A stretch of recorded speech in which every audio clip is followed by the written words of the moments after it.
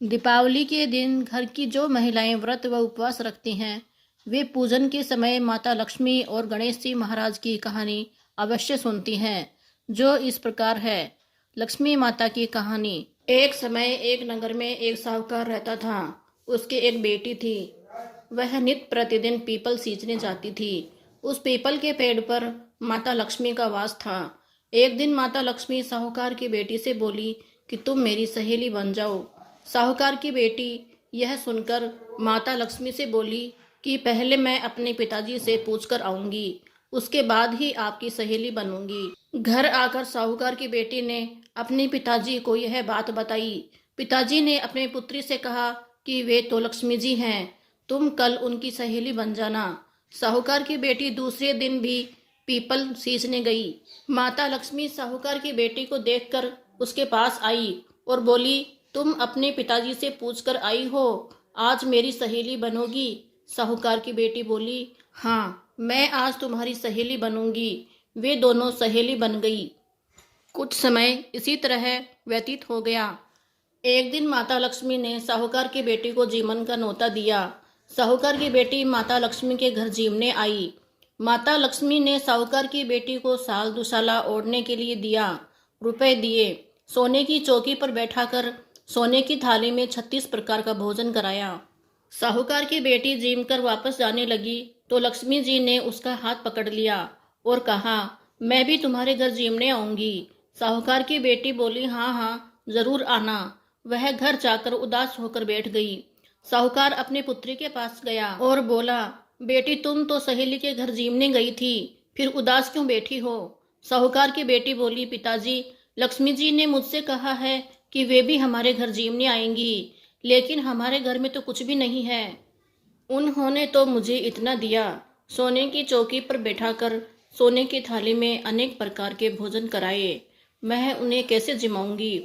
इस पर पिताजी बोले, तुम इस बात की चिंता मत करो, हम लक्ष्मी जी को अवश्य जिमाएंगे। तुम घर को गोबर मिट्टी का चौका लगाकर साफ कर लो और रसोई में 4 मुख वाला दीपक जलाकर लक्ष्मी जी का नाम लेकर बैठ जाना। साहूकार की बेटी ने ऐसा ही किया। इतनी देर में एक चील कहीं से नदी में नहाती हुई रानी का 9 लखा हार उठाकर जा रही थी। बीच रास्ते में उसे एक मरा हुआ सांप दिखाई दिया और 9 लखा हार को साहूकार के आंगन में डालकर सांप के पीछे चली गई। साहूकार की बेटी ने 9 लखा हार आंगन में पड़ा हुआ देखा और उसे उठाकर बाजार में सुनार व बनिए के पास गई। सुनार और बनिए ने साहूकार की बेटी से पूछा कि तुम्हें क्या चाहिए? तब साहूकार की बेटी बोली, सोने की चौकी, सोने का थाल, साल दुसाला दे दो, मोहर दे दो और सारी सामग्री दे दो।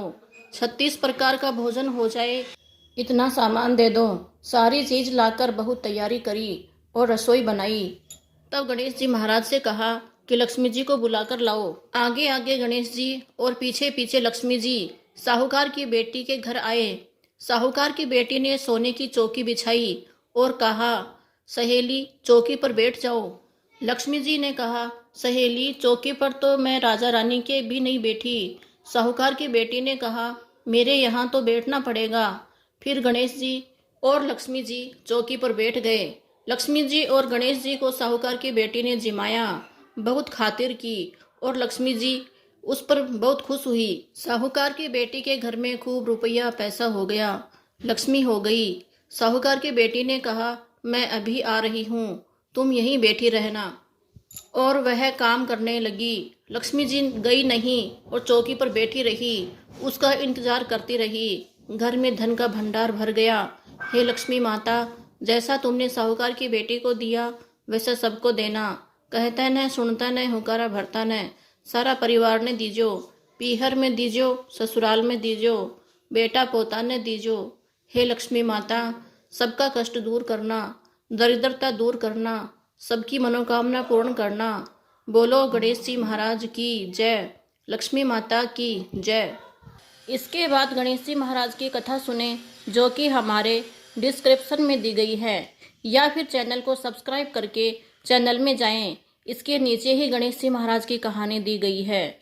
यदि कहानी अच्छी लगी है तो चैनल को लाइक करें, सब्सक्राइब करें। ताकि इसी तरह की कहानियाँ आप तक पहुँचती रहे। कहानी को ज़्यादा से ज़्यादा शेयर करें।